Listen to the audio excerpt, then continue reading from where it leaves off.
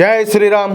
అందరికీ నమస్కారం. Welcome to news అఖండ. నేను మీ కస్తూరి శ్రీధర్. మిత్రులారా, భారతదేశంలో హిందువులంటే చులకన. ప్రపంచంలో భారతదేశ ప్రభుత్వం అన్నా కూడా అదొక ఎటకారం అయిపోయింది. ప్రతి లంబడి కొడుకు కూడా ఏదంటే అది మాట్లాడేవాడే, నీతులు చెప్పేవాడే. ఈ న్యూస్ చూడండి ఒకసారి.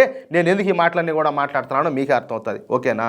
ఒక దేశం తన భద్రతను కాపాడుకోవడం తప్ప అంటాలే. ఇంట్లో కదా దొంగలు దూరినట్టు దేశంలోకి దొడ్డిదారిని వచ్చినటువంటి అక్రమ వలసదారుల్ని వెనక పంపితే దాన్ని మత వివక్ష అంటారా అంటాలే. ఇలాంటి అక్రమ చొరబాటుదారుల వల్ల మన దేశ భద్రతకే ప్రమాదం ఏర్పడితే మనం చూస్తా ఉండాలా?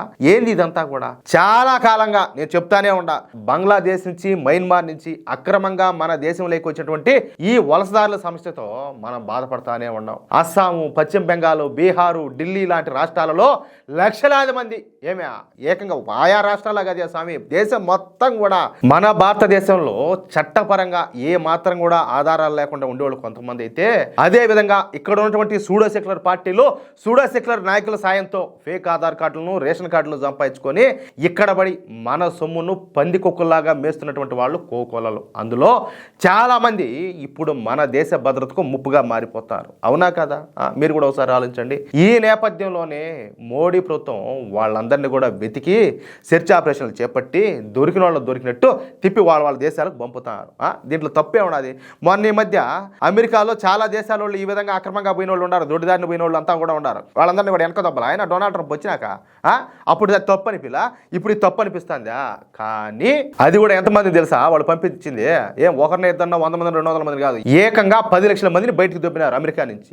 అప్పుడు ఎవడు మాట్లాడలేదే. కానీ హ్యూమన్ రైట్స్ వాచ్ అనేటటువంటి ఒక విదేశీ సంస్థ ఒకటి తమ నివేదికలో భారతదేశంలో అక్రమ వలసదారులపైన తీసుకుంటున్నటువంటి చర్యలను మతపరమైనటువంటి కోణంలో చూస్తా భారత ప్రభుత్వం కావాలనే ముస్లింలు టార్గెట్ చేస్తుందంటూ ఆరోపించింది. దేంతో కొట్టాలి ఒకసారి మీరు ఆలోచించండి. దేంతో కొట్టాలంటాలి అంటే వీళ్ళ కొంపల ఇప్పుడు ఎవడైతే ఈ నివేదిక ఇచ్చినాడో, ఎవడైతే తయారు చేసినాడో వాడి కొంపలకి ఎవడన్నా పోయి దూరితే ఒప్పుకుంటాడు కూడా. నువ్వు హౌ డేర్ యూ, ఏంది నీకు అత్త ఏంది, నువ్వు ఎట్టొచ్చావు నా ఇంట్లోకి, నువ్వు ఎవడు పర్మిషన్ తీసుకొని నా ఇంట్లోకి వచ్చావు, అసలు నువ్వు ఎవడరా నువ్వు నా ఇంట్లోకి రావడానికి చెప్పి కొట్లాడరా? కాదులే, ఇంకా కొన్ని మాట్లాడకూడదు. నీ ఇంట్లోకి ఎవడన్నా వచ్చా నువ్వు ఒప్పుకోవా? నా దేశంలోకి ఎవడో వచ్చే మేము ఒప్పుకోవాలా? నువ్వెవడురా నీతులు చెప్పేదానికి? నువ్వెవడురా బోసడెక్కే? నువ్వెవడురా నీతులు చెప్పేదానికి అంటాలే. ఎవడు నువ్వు నీతులు చెప్పేదానికి? దోనబోయ్ ఎవడురా నువ్వు చెప్పేదానికి, మాట్లాడేదానికి? వాస్తవానికి మోడీ ప్రభుత్వం ఎప్పుడు కూడా చట్టాన్ని దృష్టిలో పెట్టుకునే పని చేస్తుంది, మతాన్ని దృష్టిలో పెట్టుకొని ఎప్పుడు కూడా పని చేయదు. అవునా కదా? ఏకీభవిస్తారు ఈ మాటతో మీరందరూ కూడా?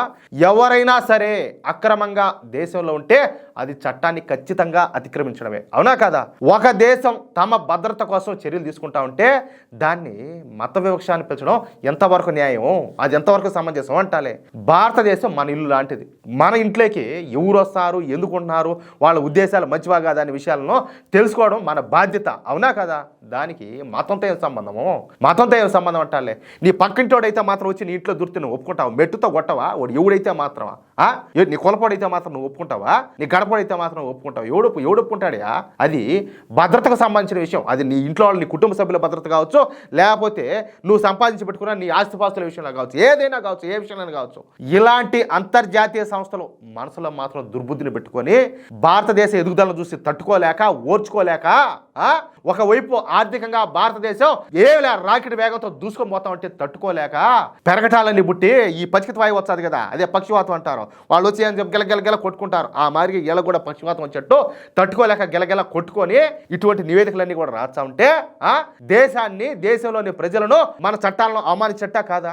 ఒకసారి ఆలోచించండి. భారతదేశం ప్రపంచంలోనే గర్వంగా ఉండేటటువంటి దేశం, చట్టాలను పాటించేటటువంటి దేశం. ఇక్కడ న్యాయం అనేది ఏ ఒక వర్గం కోసం, ఒక కులం కోసం, ఒక మతం కోసం ఉండదు, అందరి కోసం ఉంటుంది. అవునా కాదా? అందుకే దేశ భద్రత కోసం తీసుకునేటువంటి ప్రతి చర్యను కూడా మతం అనే అర్థంలో చూసే బదులు నిజం అనే కోణంలో చూడాలి. నరేంద్ర మోడీ ప్రభుత్వం చేసేటటువంటి ప్రతి పనిలో కూడా ఆచి తూచి అడుగులేస్తారు. ఒకరి దగ్గర నీతులు చెప్పించుకోవాల్సిన అవసరం, గత్యంతరం అసలు మనకు లేనే లేదు. ఏది ఏమైనప్పటికీ కూడా మన దేశం, మన ప్రజలు మనకు ముఖ్యం. అవునా కదా? ఎవడెవడో వచ్చి ఏదేదో నివేదికలు, ఏది నివేదిక మడిచి ఆడినా పెట్టుకోండి. ఎవడికి అవసరం మీ నివేదికలో?